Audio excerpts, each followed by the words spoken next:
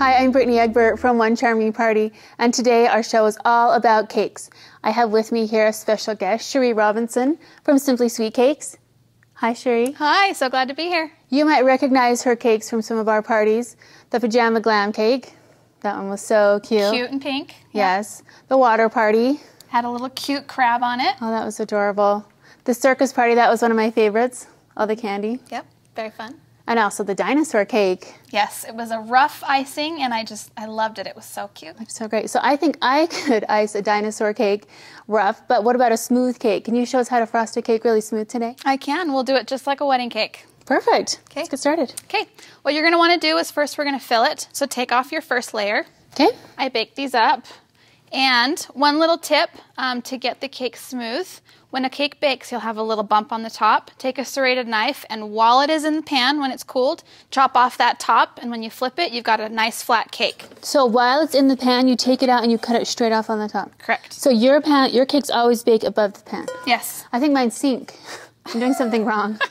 Just make sure your kids aren't jumping around the house when you have cakes going, because that will make them fall. Cut it off flat. That's a good tip. Okay, so what we're going to do is fill it. So you want to take just a round tip. Okay. What number? Do you know what tip number this is? This is a number 12, but you can use an 8. You can use whatever you want, but you want to make sure to do a little rim around the outside. Okay, so I'm going to try and do this as Cheri goes, but yeah, I am not the professional. And then you're going to fill it with your icing, and I bought this wonderful icing from Orson Gigi's. With the raspberry filling? Yes, it's a raspberry filling. And you just cut it off and just... Should I try? Try it out. Fill it up. You know if I can do it, then anybody can. Beautiful, fabulous. You did it in like 2 seconds. Hold on. I can do it. Okay. Oh man, this one's... That's fabulous. Okay, then what we do is we take our little spatula. Okay, so let's show these spatulas. This one kind of has a little bend. Yes, there's 2 different spatulas that you can use. There's just the flat one that I really like, and there's the that arched one that she has. And really, it's all about what tools you practice with and what you buy and use. But to do a cake, you have to have proper tools, because I promise, no matter how good of a cake decorator, if you try to ice a cake with a butter knife, it's not going to look good. Totally busted. Yes. So you need a good spatula, you need a good turntable, and just some practice, and you'll have fabulous cakes. So then what we're going to want to do is put your top on. And just pat it nice and down, and it's all set and perfectly level and ready to go. Okay. And there's also 2 ways now that you can ice a cake. You can ice it with an icer and a tip, and I'm going to show you guys how to do that. And after, another way to ice is to free ice. So that's what me and Brittany are going to do. That's what I'm going to do. So grab your spatula, and we're going to grab some fun icing. You start on the top or the sides? Plop it on the top. Wow, you got a lot. I need more. Yeah, you're going to want a lot. Okay. And just keep putting it on. You're getting a bunch. Yeah, you want lots. The more you have, the easier it is, because the more icing you have. I always thought the opposite. No, because if you try to ice with a little bit of icing, it's going to leave crumbs all over. Okay. So, but more you frosting, can, less crumbs. Or you can ice it twice. You can do a base thin ice with crumb ice, or you can just free ice it. And just what you're going to want to do is take your icing and push it towards the side, and then smooth it. So then you're going onto the side. Yep, then it pushes it onto the side. So do you freeze these cakes ever? Always. After you're done baking and you've cut them off and they've cooled, you want to stick them in the freezer, because if you cooled freeze all the way, cooled most of the way? Most of the way is fine. Okay. And if you freeze it, it will leave it less crummy, and it also makes it more moist. You would think the opposite, yeah. But it really does. I don't know how it does it. It like locks in the moisture or something. Perfect. But I always freeze my cakes. You're doing good. I know, but mine has crumbs. I can already see. That's okay, because you can always put another layer on if you need to. But what you'll want to do is work on your sides and smooth out your sides. Can I add more frosting to the top, or should I add it to the sides? You can do either.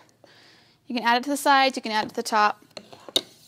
Like right there on your side, I would actually take a little bit and then just put it right down there.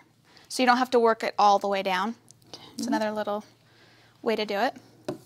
So while I'm frosting this, why don't you tell us how you got started with the cake business? Well, I went to school at Rick's College and got my culinary arts degree. And then I did my internship with Cheri's Cakes down in Sandy and learned all the amazing advanced technique work that she does, how to work with fondant. She does amazing cakes. She does amazing cakes. And then after that, I got a job at Lee's Marketplace in Logan, and I was their head decorator. I did all their wedding cakes, display cakes. Oh my goodness. Any order cakes. And I ended up doing about 30 cakes a day, about 4 wedding cakes a month. And so it was really, really fun. I loved it. And that's where I learned all my fun techniques and it was fun. I loved working there. Will you fix my cake? We'll fix Brittany's cake. So let's say you have your icing's going all over and you need help. So we're going to start again. Start back on the top. Start back on the top. And we're going to smooth the cake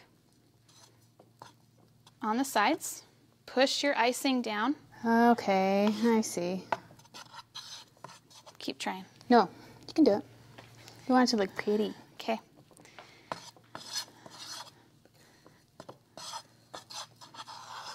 So how long do you think it takes you to frost a cake? It takes me about 3 to 5 minutes to ice a cake.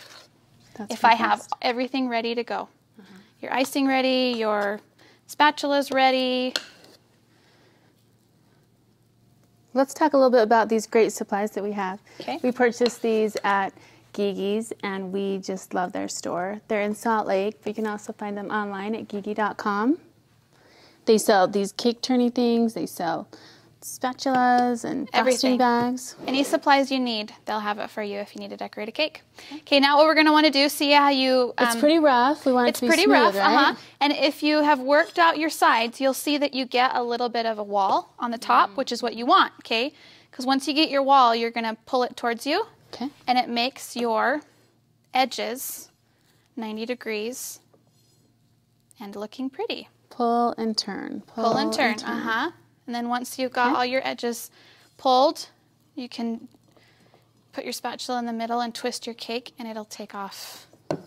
Wow, look at you, fancy. Take it off to make it look nice. Okay, now it still looks rough. Let's make this smooth, right? Yes. So the 2 tricks that I have are you're going to want a little hard laminated card, or you can use those metal flat scraper things, and they will help you to also get your cake smooth. But this is one that I really like.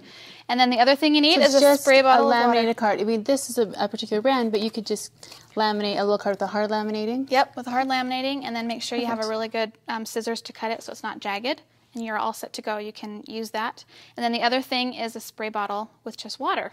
So water, I wouldn't have thought water would help frosting. Yeah, so what we're going to do is you take your little spatula, and we are going to just put first it on without our the cake. water, just run First it around. without the water, just run it around. Already it's smoother. Yep, see how smooth that looks. And will that work for any size, 10, 8, 6? Yes, it will work for any size cake, anything you're doing, even square cakes, even octagon cakes, whatever you want. But the trick with those is you have to go one side and then come back again. With the rounds, you can just keep twisting forever and ever. You just make sure it's at a good 90-degree angle so your cake isn't angled. So just hold it up, and then we're going to do the same thing with the top. We're going to pull our top towards us to get those little... It's already so much smoother. To get those little walls down. Now Brittany's going to try. Okay. My cake didn't start out as good as yours, so... That's okay. And really, it's just practice. It has some low expectations. Practice, practice. When I first did roses, I think I made 50 roses by the time I finally had one that looked good enough to be on a cake. So mine's a little smoother. It's not as good as yours. And I do see that I have some cake showing through. So I would do another layer of icing after you've done it. So you would kind of start over maybe? Yeah, you just re-ice it. Just do the same thing. Plop some icing on top. How about I do that while you are... finishing? Yeah. Okay. Okay, so after we do that, we're going to use our little spray bottle, and you just spritz it real nice. Not very much, just a little bit. And you're just going to run it around again.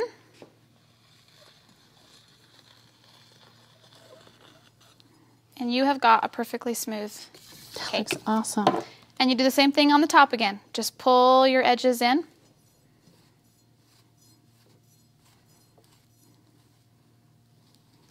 And you're done. That's your iced cake. That looks so great. And Brittany will keep practicing, which is okay. I will keep practicing. Mine's looking a little better. Yep. So this cake doesn't quite look finished to me, so what could we do? Will you actually really quick maybe just scrape around it? Yeah. Then we'll have two pretty cakes at the end. Look at you. You can even clean off the... Yeah, you can clean off your table. What are some other tips maybe for cake decorating? Let's see. Cutting off your pan, freezing it, using water. Practice, practice, practice. Practice is just always like anything. good. Make sure you have the right tools. What about if you wanted to color your frosting? Is there any kind of a food coloring you'd recommend? Or Yes, I recommend gel paste. If you use the water-based kind, they tend to bleed a little bit more. The color doesn't hold as much, so you definitely want to use a gel paste. Okay. There you go. Looks good. That looks great. Okay, so we're going to do some dots. Yep. Again with We're going to do our dot border. So Brittany loves the dot border. I think that's one of her favorite things. So we're going to do the dot border. So it's the same tip we use to fill our cake.